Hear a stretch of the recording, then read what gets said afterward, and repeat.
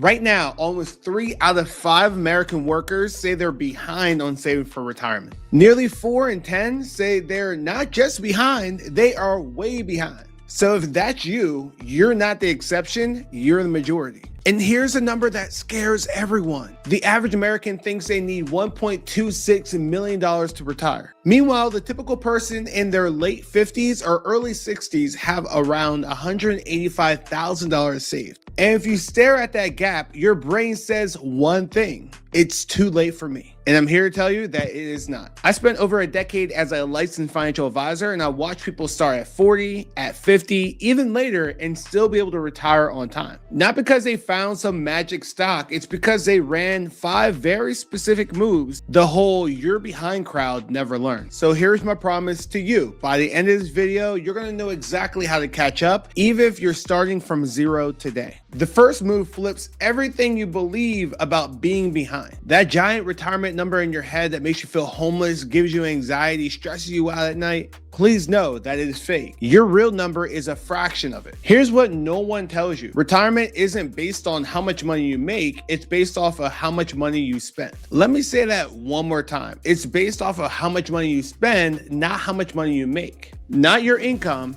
your spending. Here's a very exaggerated example. If it costs you $1 a month to live, you could retire on almost nothing. Am I right? A number like 1.26 million only feels impossible because you're picturing a lifestyle and not a life. Picture 2 people who retire with the same exact money in the bank. One builds a life that costs $9,000 a month. He's sweating every dip in the market, counting how many years he got left. The other one lives really well off of $4,000 a month, and that lasts her nearly twice as long. The same amount in savings, one's stressed and one's free. The only difference is how much it costs for them to live. So stop chasing some scary multi-million-dollar number, figure out what your life actually costs, then practice living a little under that right now, while you still have a paycheck. Do that now and the whole too late feeling starts to fade away. Now that the number is smaller than what you feared, let me show you why you've got more time than anyone has ever told you. Stop measuring how behind you are by your age. Measure it by your consistency. People look at their age and panic. I'm too old, oh my God. But instead, look at the time that you actually got. In your 20s, you have 4 decades. In your 30s, you have 3 decades. Even in your 40s, you got 2 full decades for your money to grow. That's a long ass time. And the average person doesn't really start investing until their late 30s anyhow. So if you feel late, you're right on schedule with everyone else. I work with people who are in their late 40s who still put plenty of money away. And trust me, they'll tell you and I'll tell you they weren't rich. They got started and they never stopped. Meanwhile, I watch folks who started at 25, they panicked, jumped in and out, and they have less to show than the person who started at 42 and just kept going. So drop the age math. The best time to invest was yesterday. The second best time is today. Every day you wait, it gets even harder. Start today, stay consistent. That is the entire game. You've got more time than you think and a smaller number than what you feared. Now here's the one lever that closes the distance. Move number 3. The whole game is widening the gap between what you make and what you keep. Putting money away is only half of it. The real move is growing the distance between what you earn and what you spend, because that gap is the only money you'll ever get to invest. Here are 2 ways to widen the gap. Push income up,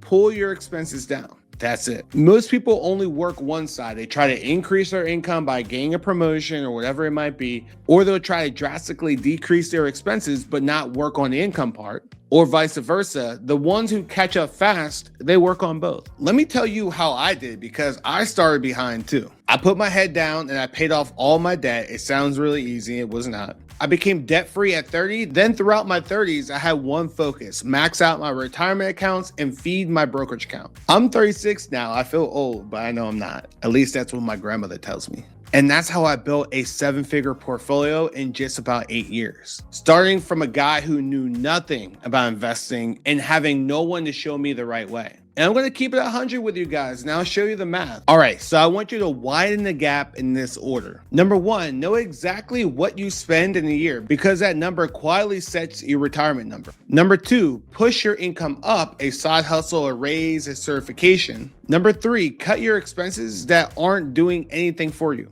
Number 4, don't inflate your lifestyle every time that you get a raise. Now, once you have that gap, where does that money go? Emergency fund, match, debt, Roth, 401k, HSA, brokerage account. And the order matters more than people think. That confusion is what keeps most folks frozen for years. So I built a free investing checklist that lays out the entire order step by step. Use the first link in the description, so go and grab it. It's completely free. Now, if you're over 50s and you're feeling this the hardest, the government built a tool to catch up much faster. And almost no one talks about it. That's next. Move number 4 is for everyone over the age of 50. Once you cross 50, congratulations. The IRS allows you to put away a lot more money. And this is the moment to absolutely floor it as it relates to investments, not driving. They're called catch-up contributions, and they exist for exactly this type of person. Here are the real 2026 numbers. Under 50, you could put $24,500 away in your 401k in a single year. At 50, you get an additional $8,000 on top of that, so $32,500 per year. And here's the one that most people have never heard of. From 60 to 63, there's a super catch-up. An extra $11,250 instead of the $8,000, which puts you at $35,750 in a single year.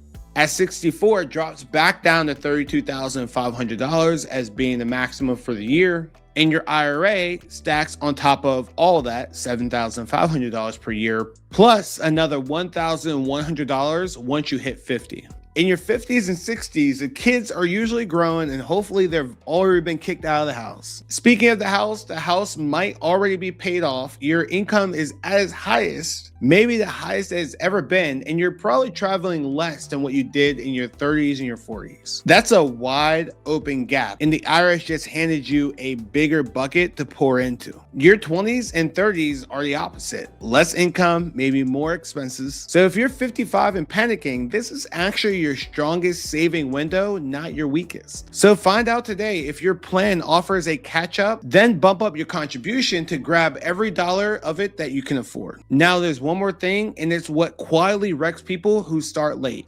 The last move. Move number 5. When you feel behind, the real danger is panic. You rush to catch up, reach for something risky, and blow up the little progress you had. I get it. You feel behind, so you want to swing for the fences, dump it all into one hot thing, chase the 100% return. That's how late starters tend to wipe everything out. Catching up is boring. Stay diversified, allocate right. Don't bet the whole thing on something you don't understand. Here's a couple hard rules to follow. Don't take a loan against your 401k, and don't ever take out a withdrawal ever, like literally ever. I used to work at the Vanguard 401k department, and the number one thing that people said when they were trying to catch up with retirement was using it for a loan or taking the money out. If you ever need money and the goal isn't for retirement, save it separately. Like have a separate account for something like emergencies or something that might pop up in the future, like, wanting to buy a home. Also, watch your allocation, like the mix between stocks and bonds, because in a IRA, you can almost buy anything you want within an IRA. And it's really easy to quietly get overloaded on risk. If your fund is up really high, like it looks great, then one bad turn puts a whole portfolio in jeopardy. And what is guaranteed is that the market will dip. That's exactly when scared people dump good holdings and lock in a loss. So don't be that person, but don't go the other way either, white knuckling every dollar like you're in a jail cell. I want you to save, but I also want you to live. You just define what live means for you. And look, I'm not preaching from a pedestal. I felt behind too, and I came out of school with $50,000 in student loan debt. Almost $10,000 in high interest debt. And almost all my money in my 20s went straight to debt, while some of my friends had no debt whatsoever. And sometimes I felt like I missed out on my entire 20s where I could have invested way more while I was younger. But your boy locked in his 30s, stayed consistent, and passed the people that I thought were already ahead of me. So focus on your chapter of your book, not someone else's page. Everyone starts somewhere. All right, y'all, that's it. Those are the 5 moves. If you're 50 plus, use a catch up, and whatever you do, don't blow it out of panic. Do that, and that too late turns into right on time. Let me leave you guys with one story. I once worked with a guy whose family came from Mexico. He was the first person in his family to ever invest $1.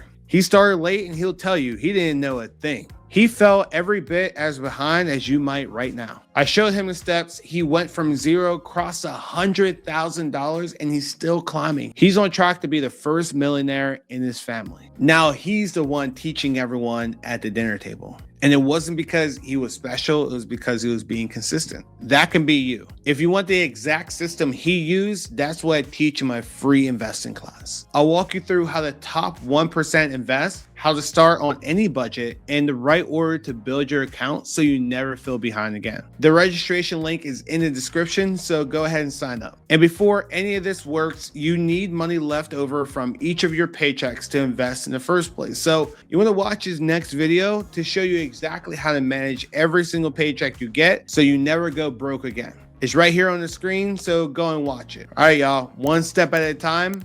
I'm proud of y'all, and I'll see you in the next video.